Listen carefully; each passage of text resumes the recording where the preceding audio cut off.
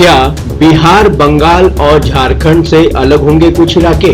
निशिकांत दुबे की इस डिमांड के पीछे आखिर दांव क्या है? बीजेपी सांसद निशिकांत दुबे ने बंगाल, बिहार और झारखंड के कुछ इलाकों को अलग केंद्र शासित प्रदेश बनाने की मांग की है। निशिकांत दुबे का दावा है कि इन इलाकों में आदिवासियों की आबादी घट रही है, जबकि मुस्लिमों की बढ़ रही है। ऐसे में जानते हैं कि निशिकांत दुबे ने किन किन इलाकों को अलग केंद्र शासित प्रदेश बनाने की मांग की है और किस आधार पर केंद्र शासित प्रदेश बनाए जाते हैं। बीजेपी सांसद निशिकांत दुबे ने गुरुवार को अजीब मांग रखी। उन्होंने कहा कि बिहार, झारखंड और पश्चिम बंगाल के कुछ इलाकों को मिलाकर उन्हें एक केंद्र शासित प्रदेश बना देना चाहिए। नमस्कार, आप देख रहे हैं न्यूज कॉल 24। मैं हूं आपके साथ सुशील गिरीश। हर खबर पर नजर, हर सवाल का जवाब, पक्ष न विपक्ष, खबर निष्पक्ष। देश दुनिया की हर छोटी बड़ी खबर सीधे आपके स्क्रीन पर। लगातार ताजा खबरों के लिए न्यूज कॉल 24 को अभी सब्सक्राइब करें, फॉलो करें, ज्वाइन करें और नोटिफिकेशन में जाकर ऑल का ऑप्शन दबाना बिल्कुल भी ना भूलें। बने रहिए न्यूज कॉल 24 के साथ। आइए बढ़ते हैं खबरों की तरफ। लोकसभा के इस मुद्दे को उठाते हुए निशिकांत दुबे ने कहा कि झारखंड के संथाल परगना रीजन में बांग्लादेशी घुसपैठियों के कारण आदिवासियों की आबादी घट रही है। निशिकांत दुबे भी संथाल परगना रीजन की गोंडा सीट से सांसद है। आखिरकार केंद्र शासित प्रदेश बनाने की मांग क्यों?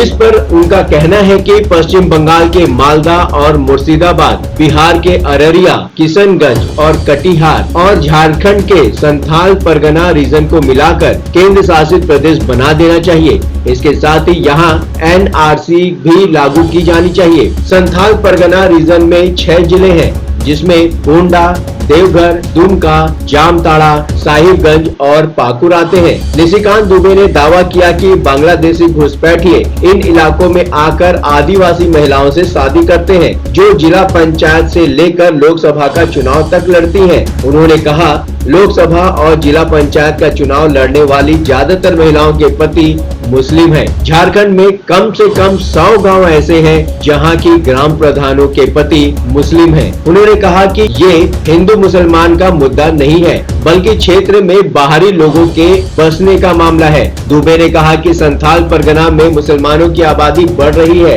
क्योंकि मालदा और मुर्शिदाबाद से बड़ी संख्या में लोग आ रहे हैं और गांव से हिंदू आबादी को बाहर निकाल रहे हैं। दुबे ने दावा किया कि 2000 में जब बिहार से अलग होकर झारखंड बना था, तब संथाल परगना रीजन में 36% आबादी आदिवासियों की थी, जो अब घटकर 26% हो गई है।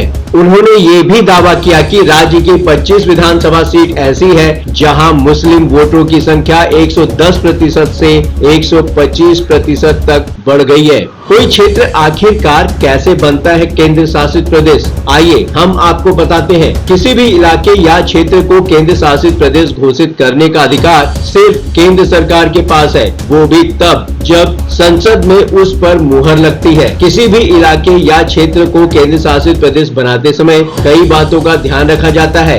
मसलन ऐसे इलाके जो भारत के हिस्सा तो हो, लेकिन वो मेनलैंड से बहुत दूरी पर होते हैं, इसलिए किसी पड़ोसी राज्य का हिस्सा नहीं बन सकते। लक्षद्वीप और अंडमान निकोबार इसका उदाहरण है। दोनों ही भारत के हिस्से हैं, लेकिन मेनलैंड से दूर हैं। इसके अलावा अगर कोई इलाका या क्षेत्र आबादी और क्षेत्रफल के हिसाब से बहुत छोटा होता है और उसे अलग राज्य का दर्जा देना मुश्किल होता है, तो उसे केंद्र शासित प्रदेश बना दिया जाता है। वहीं किसी इलाके की खास सांस्कृतिक पहचान को बनाए रखने के लिए भी उसे केंद्र शासित प्रदेश बना दिया जाता है। इसके अलावा राजनीतिक और प्रशासनिक कारणों से भी केंद्र शासित प्रदेश बनाया जाता है। 3 कारण ऐसे बताए जाते हैं जिसमें केंद्र शासित प्रदेश बनने के लिए वे कारण मुख्य रूप से जिम्मेदार हैं। पहला, भौगोलिक कारण। भारत के कुछ ऐसे हिस्से जो मेनलैंड से बहुत दूर होते हैं, इसके साथ ही आबादी और क्षेत्रफल के लिहाज से ये इतने छोटे हैं कि इन्हें अलग राज्य का दर्जा नहीं दिया जा जा सकता। ऐसी स्थिति में उन्हें केंद्र शासित प्रदेश बना दिया जाता है। लक्षद्वीप और अंडमान निकोबार इसके उदाहरण है। दूसरा कारण सांस्कृतिक। दमन दीव और दादर नगर हवेली में पुर्तगाल और पुडुचेरी में फ्रांस का लंबे वक्त तक शासन रहा है, इसलिए यहाँ की संस्कृति उनसे मेल खाती है। ऐसे में उनकी सांस्कृतिक पहचान बनाए रखने के लिए इन्हें केंद्र शासित प्रदेश का दर्जा दे दिया गया। तीसरा कारण होता है राजनीतिक और प्रशासनिक वजहों से भी केंद्र शासित प्रदेश बनते हैं। दिल्ली को अमेरिका की राजधानी वॉशिंगटन डीसी की तरह बाकी राज्यों से अलग रखा गया है। यहाँ विधानसभा भी रखी गई है। इसी तरह जब पंजाब और हरियाणा अलग अलग राज्य बने तो चंडीगढ़ को लेकर विवाद हुआ, लिहाजा चंडीगढ़ को भी केंद्र शासित प्रदेश बना दिया गया। दिल्ली के अलावा पुडुचेरी और जम्मू कश्मीर में भी अपनी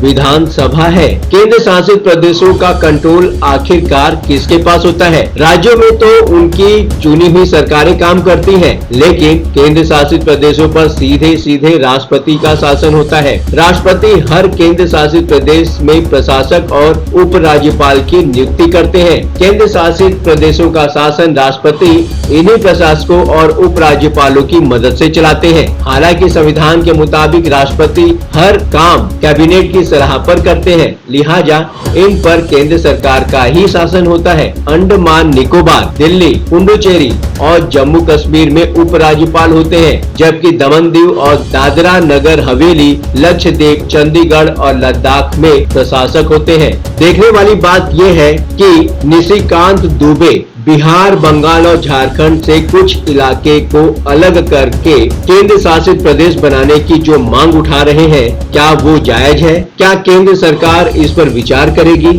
आप अपनी राय हमें कमेंट के माध्यम से भेज सकते हैं। अपने क्षेत्र से जुड़ी कोई भी समस्या या अन्य बातें न्यूज कॉल 24 तक पहुंचाने के लिए वीडियो पर दिए गए नंबर पर आप हमें व्हाट्सएप कर सकते हैं। बने रहिए न्यूज कॉल 24 के साथ। नमस्कार।